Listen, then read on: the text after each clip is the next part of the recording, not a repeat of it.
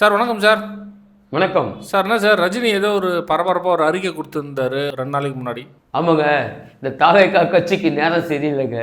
அவங்க எந்த போனாலுமே ஆப்போசிட்டாக தான் அவங்க எடுக்கிற நிலைப்பாடுகள் என்பது இது இருக்குது. அது மாதிரி பாருங்கள், ஆதவ அர்ஜுனா ரஜினியை பற்றி விமர்சனம் பண்ணார்.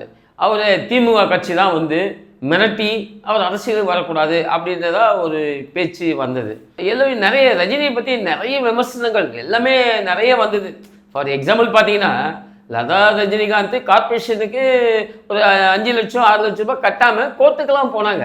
ஸோ இது மாதிரியான ஒரு நிலைப்பாடுகள், ஒரு பெரிய பப்ளிக்ல இருக்கிறவன் 5 லட்சம் ரூபாய்க்கு கோர்ட்டுக்கு போயிருக்காங்க ரஜினியோட ஒய்ஃபு அப்படிலாம் பேசப்பட்ட போது கூட அமைதியாக இருந்தார் ரஜினி.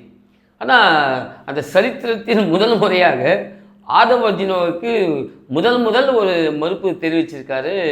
அதாவது ஒரு பதிலை சொல்லியிருக்கிறார். காலம் பதில் சொல்லும்.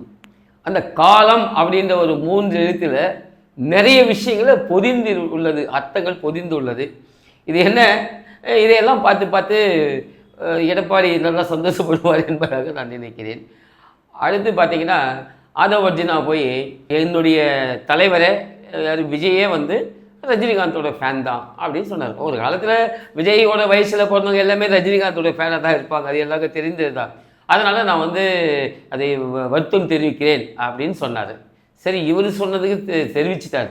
ஆனால் இவர் என்ன பண்ணியிருக்கணும், விஜய் தான், இந்த விஜய் என்பவர் தான் தாவேகாவினுடைய ஒரு முகம். இந்த மாதிரி தப்பாக பேசும்போது நேராக ஒரு அறிக்கை விட்டுருக்கானவா, ஏண்டா ரஜினிகாந்தை பற்றி நீ இப்படி விமர்சித்தாய் அப்படின்னு ஒரு வார்த்தை சொல்லிக்கணும். எதுவுமே சொல்லாமல் இவரே பேசுவார், விமர்சிப்பார் ரஜினிகாந்தை, இவரே போய் மன்னிப்பு கேட்குறாரு அப்படின்போது ஒரு பெரிய கம்யூனிகேஷன் கேப்பு அவங்களுக்குள்ளவே இருக்கிறது என்பது ஒரு பட்டவர்த்தனமான உண்மையாக தெரிகிறது. இப்போ இவரோட ஆக்டிங் முறையெல்லாம் பார்த்தீங்கன்னா, ரஜினியை ஃபாலோ பண்ணி தான் அவர் வந்திருப்பார். யார் விஜயோட பார்த்தோம். ஏன்னா விஜய் காம்படிட் பண்ணார் ரஜினிகாந்த் என்பது நமக்கு தெரியும். அதுதான் செகண்டில் இருந்தார். அப்போது ரஜினிகாந்தோட முறையை தான் அவர் ஃபாலோ பண்ணியிருப்பார். நிறைய படங்கள் அதெல்லாம் இருக்கும்.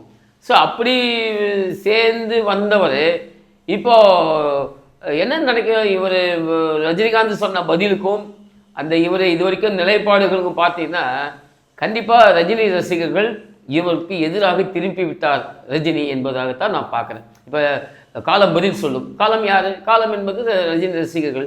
அப்போ அவர்கள் என்ன பதில் சொல்ல போகிறார்கள்? அப்போ இவருக்கு அகேன்ஸ்டாக போகிறாங்க அப்படின்பதாக தான் நான் புரிகிறேன். நன்றிங்க சார். நன்றி.